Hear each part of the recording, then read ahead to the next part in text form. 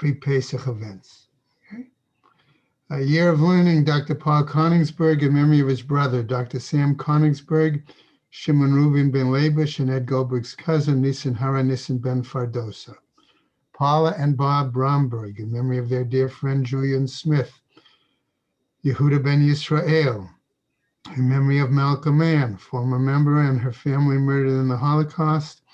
Harav Tzvi Hirsch ben Shlomo Yaakov, Sarah bat Ephraim, Yisrael David ben Harav Tzvi Hirsch, Ephraim ben Harav Tzvi Hirsch, Adia bas Harav Tzvi Hirsch, Miriam bas Harav Tzvi Hirsch, Pesel ben Harav Tzvi Hirsch, Shalom ben Harav Tzvi Hirsch, Shlomo Yaakov ben Harav Tzvi Hirsch, Shmuel ben Harav Tzvi Hirsch. Okay. Then we have many friends of Dr. Marvin Blush, Moshe Shalom ben Yitzchak Halevi. Okay, following that, friends of Toby Paris, Sarah Tova bat Yisrael Dov, friends of Malka Levi, Malka bat Yosef, friends of Avi Gitler, Avi Meir ben Shimon, and Martha Gitler, Shana bas Yeshaya. Shall share her children and grandchildren in memory of her uncle, founding member of BRS, Dr. Israel Brook, Yisrael ben Arav Akiva. Marsha Federbush and family, in memory of her husband, Dr. Oriel Paul Federbush, Oriel Pinchas ben Arav Shimon. Friends of Joe Wolf, Yosef ben Chaim. Sharon and Fred Lisker and their family, and many friends, in memory of her dear mom, Harriet Friedman, Edel Bas Yaakov. Now we have a month of learning by Andrea and David Dolney, in memory of her mother, Edel Tzina bat Shimshon, and by the friends of Bella Silverstein, Bela bat Yaakov. Have also in honor a month of learning by Cheryl Schur, all who have joined my first series of epistemology of Tefillah classes, and to the second series coming soon. A week of learning by Ruth Kostman in memory of her husband Shmuel ben Yitzchak, by Marcus and Arlene Aleha Shalom Tellerman in memory of his mother-in-law Esther Bas Nachum. We have a day of learning. Today is the 22nd by Siggy and Lala Bessler in memory of his mother Rachel Bas Shalom. And that is it. May the Shemas have an aliyah, Krank Rafia, Velti Yashir Shema Taliyah, and L'chol B'nai Yisrael, a good gebenched yar. Amen. Amen. All right. Don't have a long Gemara today, but well, a certain amount, and then we'll leave a little bit left over for the Siyum this afternoon, right? Okay. I'm going to have us pick up today. We're going to start with on Kof, Amud Beis, 3 lines up from the bottom. Okay, then Mishnah began, second part of our Mishnah, Hapigul v'hanotar metamei et hayadayim. Okay, reminding us that Pigul was an offering that because of some change in intent in the attitude or the behavior of the Kohen resulted in that rendering that korban, that offering, invalid. And remember, that could have happened, as we learned previously, some of us, in terms of the different stages of the korban, whether it was the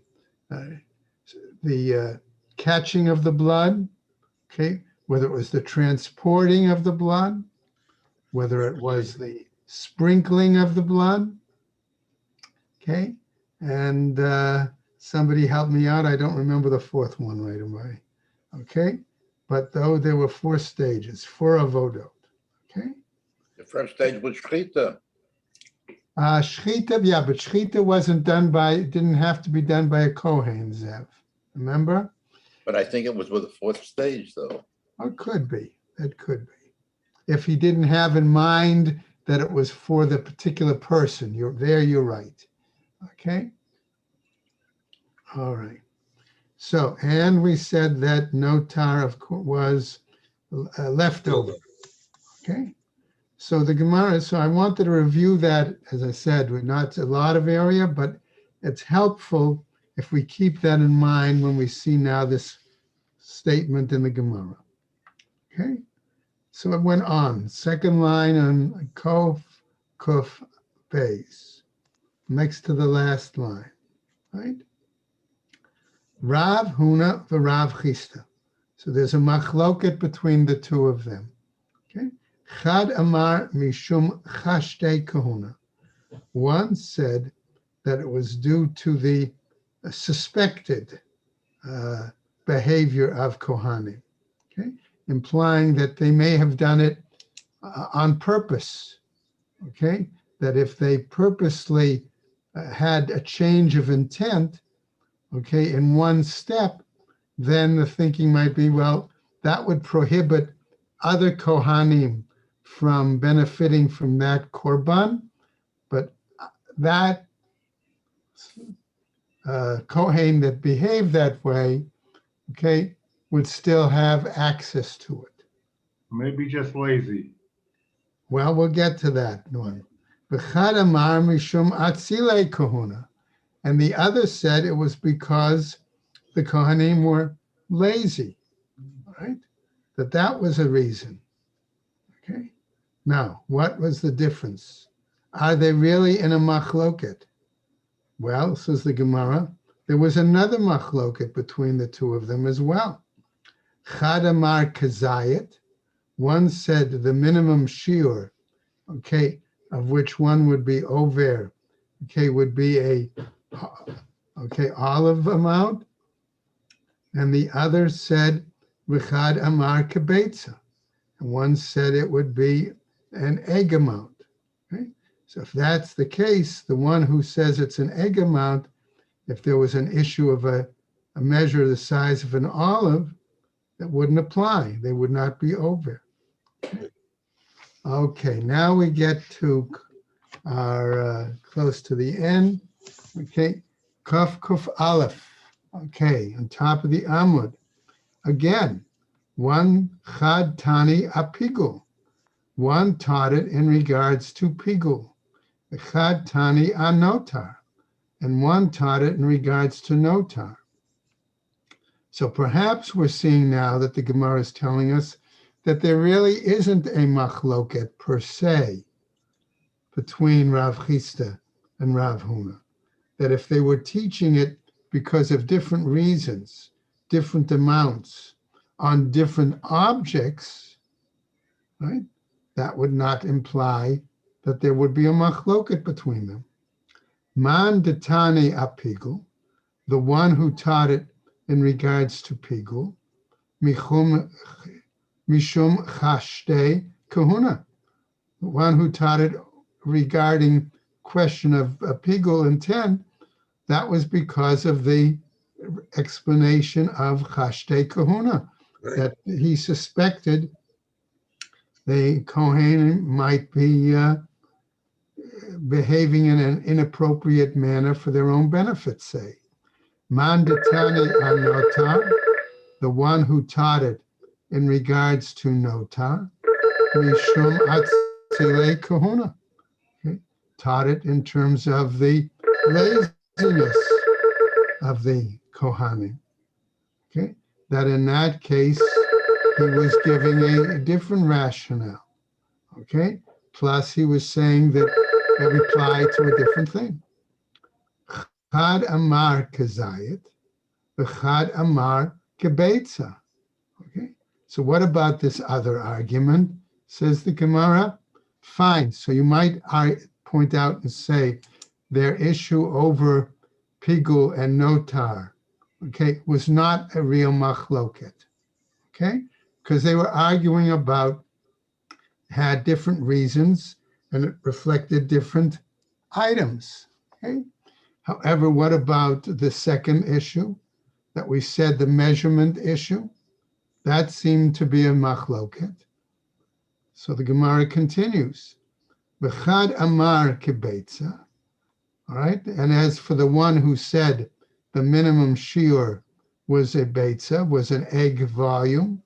Man da'amar kazayit. Okay. All right. So what happens? All right. Regarding that, says the Gemara, Man da'amar kazayit, the one who said it was a olive's minimum measure, ke'isuro. He chose that as his measure because that was parallel to the measure of when an item would be prohibited. Okay, so anytime there was a prohibition, the minimum shiur would be a kazayas, particularly for any foodstuff. So since Kohanim dealing with the issue of eating the korban in many cases, with the exception of an olah, right? So that's why he chose it, because kazayas was let's say, the normal, the usual measure. All right, ke'isuro. Uman da'amar kebetza, and the one who argued that the minimum shiur was an egg's volume, ketumato. He argued because one doesn't normally become tameh from contact with an item, particularly a food item, okay, unless it was the size of an egg. Okay, so that tells us that in essence, okay, that while they did disagree on the measure, okay, nevertheless, they both had valid k'nei midah, let's say in Hebrew, both methods of measurement that they could point to, okay, in each of their cases, but about each different things. Okay, so in essence, the Gemara is telling us in all this area, okay, they said there was, they spoke about different things with different measures, okay, with different rationales. No machlokas. Okay, but it's still that, but there meant that there really was no machloket there. Okay, let's go on. New Mishnah. All right. Now, in this Mishnah, okay, we're going to finish this Mishnah, the little piece of Gemara here that's on the Amud, but we're going to save what's on the next 3-4 lines. It's about 3.5 lines for the Siyum later today. Okay? So, Mishnah, Matnitin, what's our new Mishnah telling us? Berech Birkat HaPesach. Okay? Patar et shel zevach. So what does the Mishnah want to indicate to here? Right? Let's remember that there were, I'll say, 2 offerings that were eaten that night at the Seder. Okay? We all know that there was the Korban Pesach that was to be eaten al hasova, okay, at the, so to speak, at the end of the meal, almost as a kind of, want to call it a dessert, almost, okay? But given that the number of people that had to be registered in partaking of that offering, okay, certainly there was probably not enough to make it the main course, okay? And therefore there was another offering, the festival offering, the chagiga, right? And that was probably served as the main course.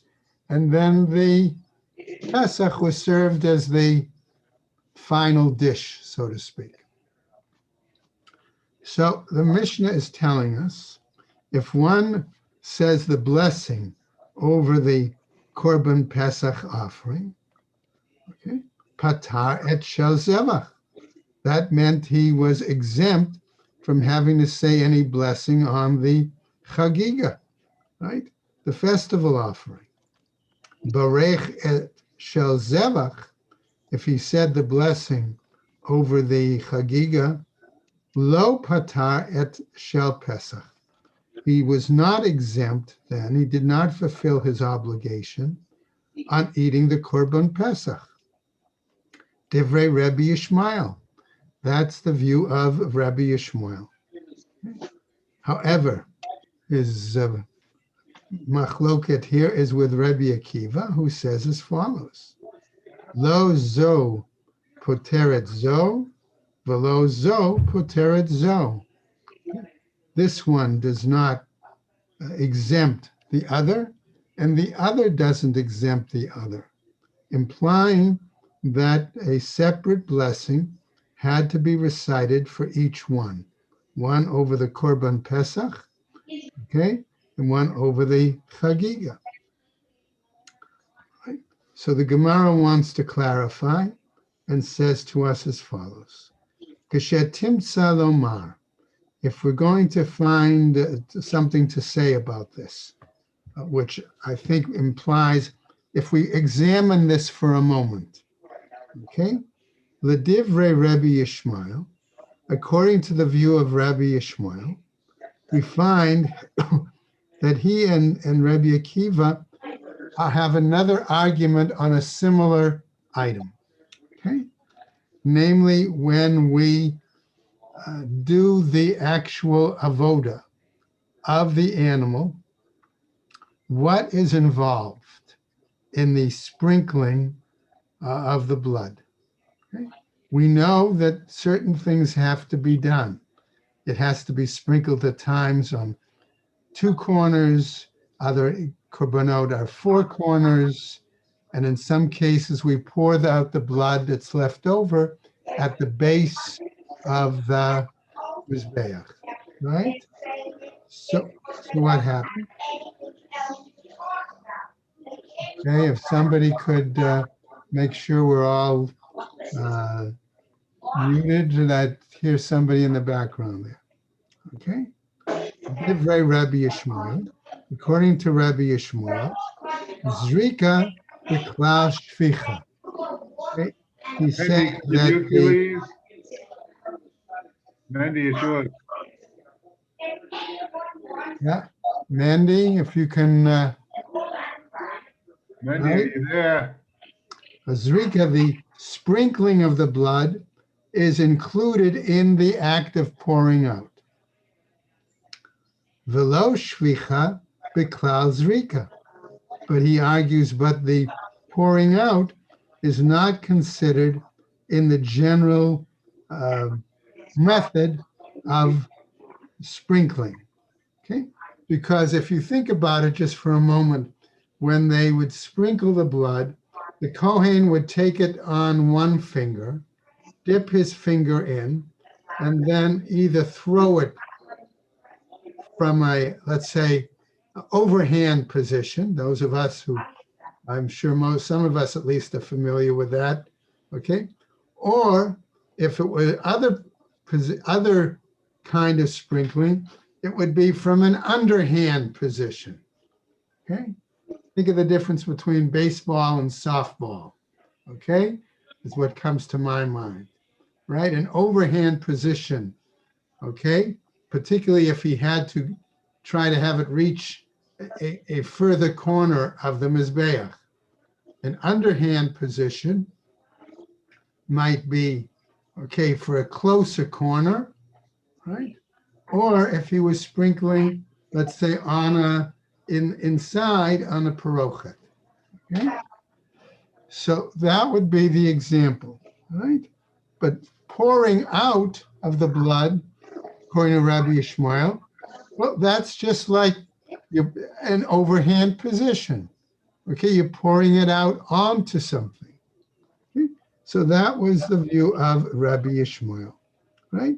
Zrika b'klal shvicha, that the sprinkling was included in the principle of pouring, but not the pouring in the principle of sprinkling.